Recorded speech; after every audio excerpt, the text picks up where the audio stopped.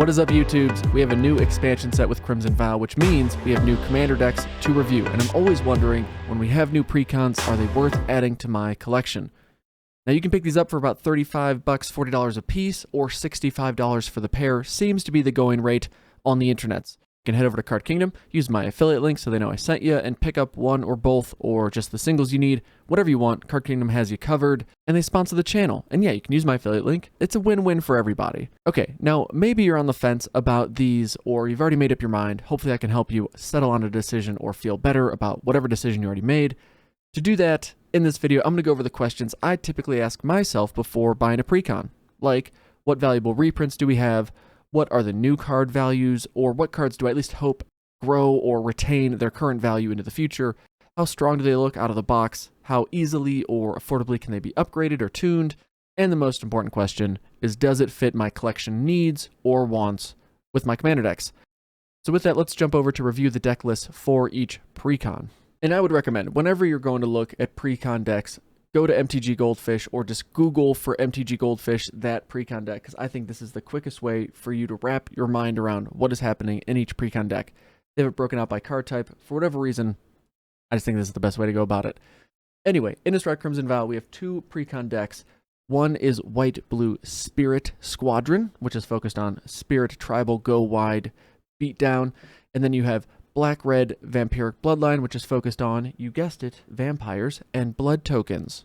So we'll start with the Spirit Squadron deck, and to get an idea of what Millicent's doing, let's just jump over to a better way to read the card. It costs one colorless less to cast for each spirit you control, which is nice because it costs 7 mana for a 4/4 flyer, not the most impressive creature to drop down. But you read a little further down, whenever Millicent, Restless Revenant, or another non-token spirit you control dies or deals combat damage to a player, you get to create a 1/1 white spirit creature token with flying. So as you poke in with your commander and your other spirit creatures, you keep building up your spirit token army, and you're just going wide. And then if they somehow take care of your commander, all those spirits help Millicent cost 1 less, which includes the commander tax. So you could just end up playing them back out for white-blue over and over, which seems fine. But the other alternate commander, each of these precons comes with a partner pair that can double as your alternate commander option if you so choose. So for this one, it is Rhoda, Geist Avenger, and Timon, Youthful Geist. Now, Timon's kind of nice here, as we can see. Partners with Rhoda, 3/4 flyer for 5 mana, but at the beginning of each combat, tap up to 1 target creature. So it's not just your combat or your opponent's. Any combat, Timon's saying tap something down, which Rhoda appreciates because Rhoda reads, whenever a creature an opponent controls becomes tapped, if it isn't being declared as an attacker, you get to put a 1/1 counter on Rhoda. So it's a 3/3 with Vigilance to start, and is going to keep getting bigger. So if you play on your turn, this comes back to you as a 7/7. Can I do math? Yeah, 7/7, or it's actually probably attacking as an 8/8 because you're going to go to combat for a second time on your turn. That's not too shabby. Like, that's kind of a remove it ASAP, or things are going to get rough for your opponents. And it's commander damage, right? So it's not going to pair super well with what's going on in the Spirit Squadron deck, because we're more focused on going super wide with 1/1s. You're probably going to end up using them in their own deck or doing something different, but it could be a fun way to switch it up and give you a huge body on the ground while you build up your air spirit army. Now, if we just kind of glance through the deck, we can see a lot of common reprints. Spectral Sailor is nice because it draws you a card. Ghostly Pilfer also helps you draw cards. That's kind of a spirit thing to do. But other ways that we can take advantage of this huge wide board would be creatures like Supreme Phantom, which grants your other spirits +1/+1, so it makes those 1/1s just that much more annoying to deal with. Or we have Drogskull Captain, which also gives other spirits +1/+1, and Hexproof, which we like because that also protects our commander and other just synergy pieces. One of my favorite cards, which is not a very expensive card, $4. It's a reprint, Hallowed Spirit Keeper. It's a 3/2 with Vigilance. Whenever this card dies, create X 1/1 white spirit creature tokens with flying, where X is the number of creature cards in your graveyard. What? I mean, you can be making a ton of creatures. I just love cards like this that scale into the mid and late game, especially in a commander deck, because who knows, you could have got half your deck milled in the game, and then you drop this thing and it dies, and now you're like, oh, I'll just create 14 1/1s. Have a good day. And then on your turn, let's just say Mentor the Meek, another way to draw cards, even though it's not a spirit, right? Mentor the Meek gets into every tribal deck where they never fit the tribe. They're just there to help your ankle biters draw your cards. But a personal favorite card, Mirror Entity. This card's awesome because you can just pump your excess mana into it, or in the mid to late game, you already got an army assembled in the air, and you realize I could take someone out right now if I had a lot of flying 6/6s. Oh, would you look at that? Mirror Entity says pay X until end of turn. Creatures you control have base power and toughness XX and gain all creature types, which includes spirits. Neat. Oh, hello, opponent over there who countered one spell they shouldn't have, and now you're going to lose the game. Attack you with 8/8/8s. Have a great day. Actually, I'll see you in the next game because you're not going to have a great day because you just lost. But beyond that, you just have creatures. Twilight Drover, pretty nice. Counters go on things, counters come off things. But when that's happening, you're creating more 1/1s. There's just a ton of great 1/1 type things. Drogue Skull reinforcements, another way, gives all your spirits melee. So that essentially says when they attack, they get +1/+1 till end of turn. For each opponent you attack this combat. So it could give your spirits up to +3/+3, which again just makes those flying beasts beastly. Got some protection with Windborn Muse. All in all, it's a go wide, find value with what you're doing with the deck. And then Dovin. Shout out to Bruce. Whenever I play Dovin in a commander deck, he immediately has to destroy it. And it could be his entire game. He could lose the game as long as he takes out Dovin. He's a happy camper. I think I only play it because it's not that great. It's not that great of a planeswalker, but I play it because of this side quest it becomes with Bruce when we're playing commander. Now you know. You know, we've got some blue-white things. The old, God, I love that artwork. Swords to Plowshares, Arcane Denial. I think my favorite new non-creature spell in this deck, for whatever reason, Benevolent Offering. Choose an opponent. You and that player each create 3/1/1 white spirit creature tokens with flying. Choose an opponent. You gain 2 life for each creature you control, and that player gains 2 life for each creature they control. I don't know why I like this card so much. It just is like, hey, buddy, you know that person that was about to take you out? I'm here to save the day. You just have to help me win this game. Great. Love it. Moving on.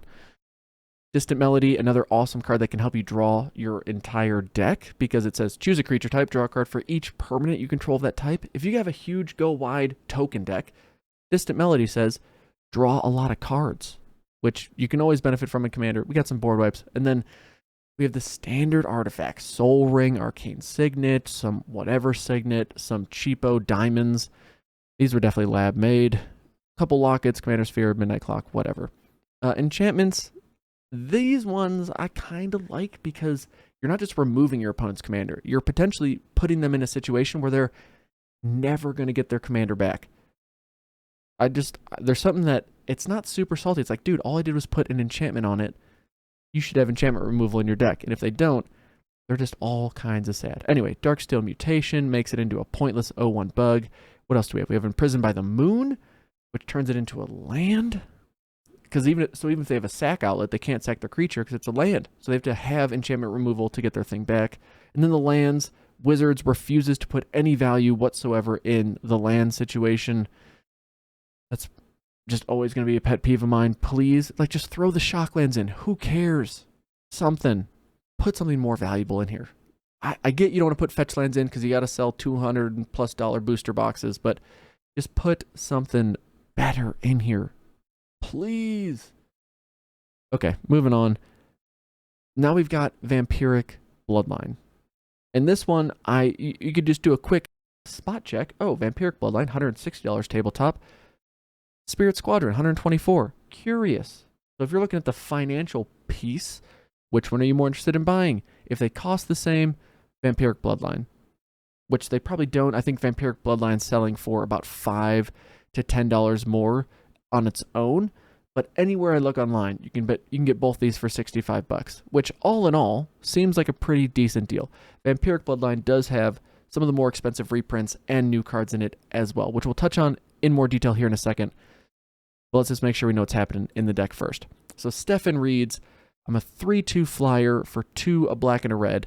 At the beginning of your end step, create a blood token for each player who lost life this turn. So you can create up to 4 blood tokens a turn, which is not uncommon for every player at the table to have lost life during a vampire tribal player's turn. Whenever Stefan attacks, I keep saying Stefan, it's Strefan. whenever Strefin, Marr Progenitor, attacks, you may sacrifice 2 blood tokens. If you do, you may put a vampire card token from your hand onto the battlefield, tapped and attacking.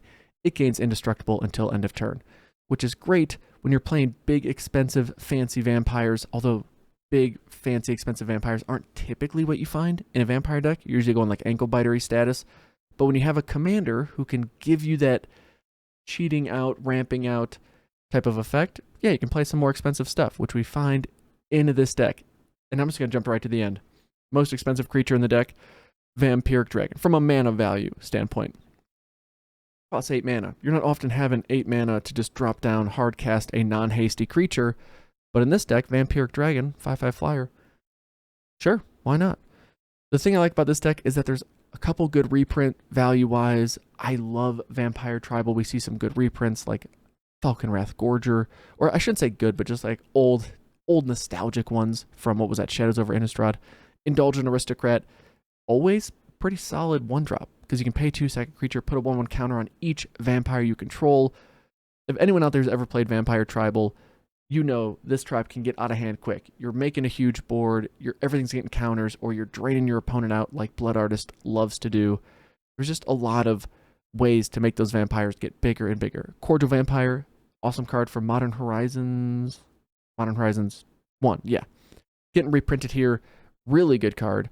A lot of this is just about doing something to eventually put a 1/1 counter on that creature or on all of your commanders, or all of your vampires.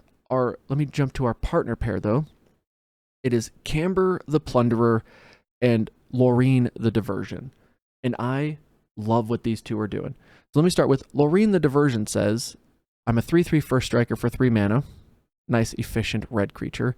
I can pay 2, sack an artifact or creature to goad target creature, meaning I'm making my opponent's creature attack one of my other opponents. Interesting. How do we benefit from that? Well, Camber, the Plunderer, says, I'm a 3/4 lifelinker for 4 mana, and whenever a creature dies, you gain 1 life, and you create a blood token. So it's not even so much about our benefit. It's simply to give us more fuel to keep goading our opponent's creatures. That's a very Rakdos thing to do. I love it. Camber is like, hey, you died.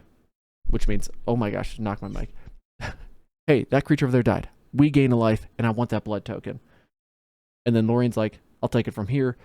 I'm going to divert the heck out of them and start sacking these blood tokens and make all of your creatures attack everyone else but us. And we're just going to sit back and enjoy the show. And the show is our vampires getting out of hand quick. Falconwrath Noble, another thing that everyone loves and works well. I think the partner pair in this commander precon, I think, works better and is just more fun, more synergistic with the Vampire Tribal and what they're doing than the Spirits, which are just go wide, build up a board. This is like go wide, build up a board, but potentially just watch the world burn and you end up winning because Falconwrath Noble and other cards are like, hey, we're going to gain life, you guys lose life. Cool, thanks.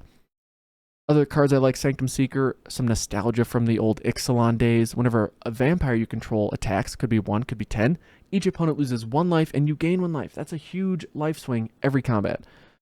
And 1 just lets you, beginning of your upkeep, hey, opponent, if you don't mind sacking on vampire creature, now enjoy the rest of your turn. See, I'm a nice guy. What else do we have? What is it? Malacure Bloodwitch. This card's not super efficient, but I like it because it's a 4/4 pro-white flying. Whenever it ETBs, drains your opponents for a lot of life. You gain a lot of life. Everyone loves those effects. And by everyone, I mean you and just you, and that's all that matters. Timothar, Baron of Bats, one of our newer vampires. We can cheat him out with our commander. We can cheat out Butcher of Malacure with our commander. Shadow Grange Archfiend. I mean, we have these huge creatures that we can cheat out with our commander. All good stuff. And then if we look at what is the most expensive card in any of the precons, Predator's Hour is in this deck as well. It's one of the cards that has helped put this commander deck over the value limit that I would say would make it a comfortable purchase for me if I didn't have a vampire commander deck already. There's a couple cards in here that I think are really going to hold their value. Predator's Hour being one of them. Another card, Rakdos Charm, is one you should have in your collection and play in every Rakdos deck because it's so versatile in commander. Exile all cards from target player's graveyard. That can just shut some decks down. Love it. Or destroy target artifact. Could just be that destroy a combo piece, save your game, or It's your opponent has played a degenerate spell that has gotten them 50 creatures on the board, and they're about to swing out and win the game. Hey, real quick, before you do, would you mind taking 1 damage for each creature you control? Have a good day. I don't know how many games I've seen someone lose. And this is the game, maybe it's just my play group, our play group, where someone's like, if you attack me, I promise you, you're going to lose this game. And they're like, I don't understand how you're saying that. I'm at like 15 life, you're at 9, and I've got 48 creatures coming at you. And every time it's Rakdos Charm. Every time when someone says, hey, you're going to lose this game if you attack me, Rakdos Charm to save the day. Or I guess to like make good on that threat. Moving on, we got artifacts. They're all the same-ish kind of thing. Although this one gets Swiftfoot Boots for some reason. We don't get anything like that in the Spirit deck. It's just ramp. But nope, vampires getting Swiftfoot Boots, which are just, it's another good card to always have. And then Glass Cast Heart, a nice new card. I mean, I as you can tell, I'm probably a little bit more biased towards this deck. If I'm looking, I'm just going to say, if you wanted to buy only one of these, pick the vampire one. I think it's got a more interesting gameplay. I think it's more flexible in the tribal, and the partners play a bit better in it as well. The land base in this one is also terrible because all the precon land bases are not so bueno.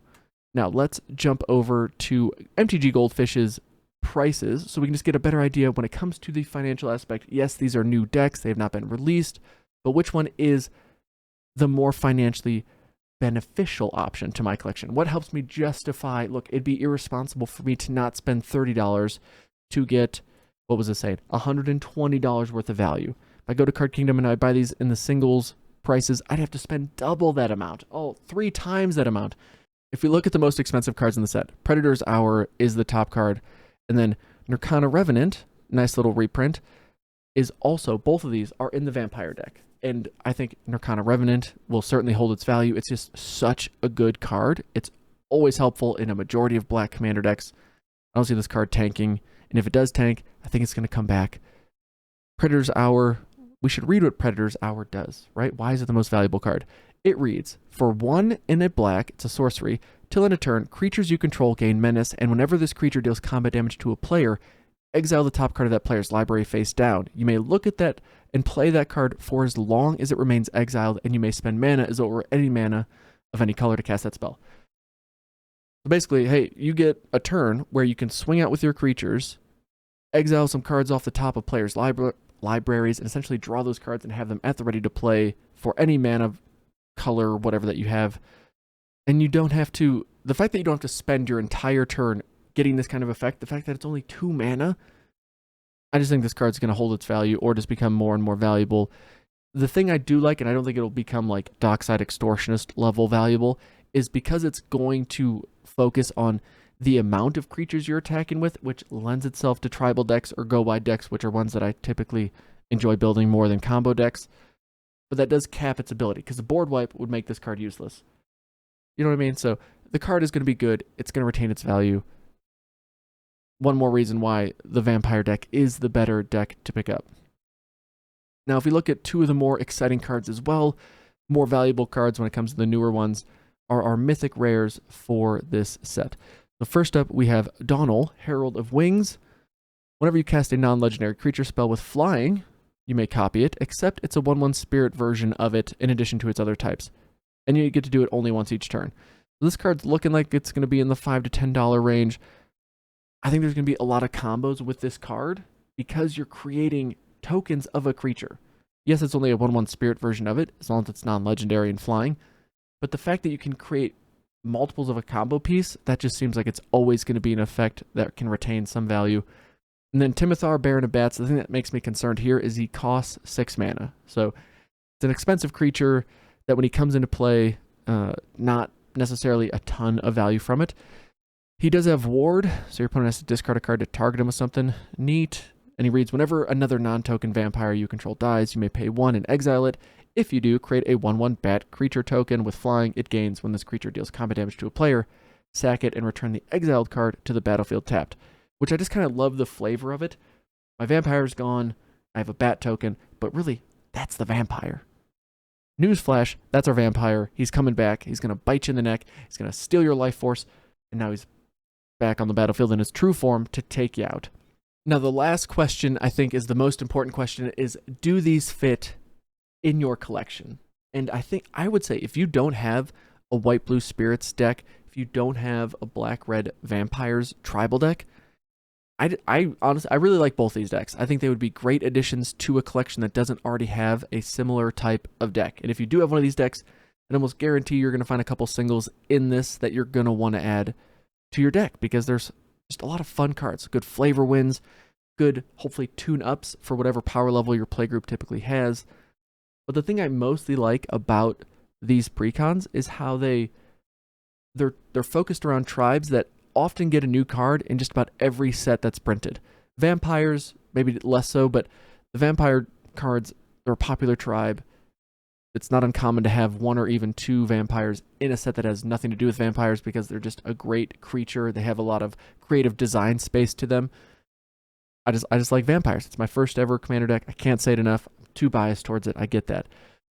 So, but the white-blue spirits is probably an even safer bet when it comes to constantly having new cards to add to it, especially if you're someone who's getting into commander and you want to start with a precon and then you want to build it up by using new cards you get from the sets that are to be released, right? You go to a pre-release, you buy a couple sets, maybe you buy a box, and those are the cards you're really going to use to build up your commander decks. If that's the case, the spirits deck is a great idea, because every set is going to have spirit creatures in it, often that want to be played with more spirits. It's just a really, again, common tribe that shows up in any and every set. Remasters, remakes, whatever. Spirits are going to be in there, and I think it would just be a fun deck to have in your collection. Plus, white-blue being a bit more creature tribal focused, let's just say the table will enjoy, versus like a stacks or just lock your opponents out effect. But you still have some lockout effects, right? We still have our dark steel mutation. But if you do already have decks that play like this, if you don't want a tribal deck in these colors, or it would just be redundant with another deck you do own, yeah, check out the singles, see what couple ones you'd want to pick up to tune up a deck, or to help, maybe you just want to pick up the partners, and that's what you want to use as your foundation for building a new deck. I think that'd be a great idea. All in all, though, I just really like these commander decks, because they play to my preferences for commander decks. Tribe, go wide, have fun, build a big army. Like, that's what Magic was to me as a kid. That's what Magic still is to me now, even though combo seems to be growing in popularity in commander. I just love a good tribal deck, and I think both these hit that nail on the head. So with that, thank you all for watching. I hope you enjoyed the video. If you did, hit the like button, subscribe for more, leave me a comment. And if you're going to buy these, check out Card Kingdom. Use the affiliate link in the description. I'd much appreciate it. Best of luck to y'all. Hope y'all are enjoying Crimson Vow. We'll get some more gameplay videos up here soon.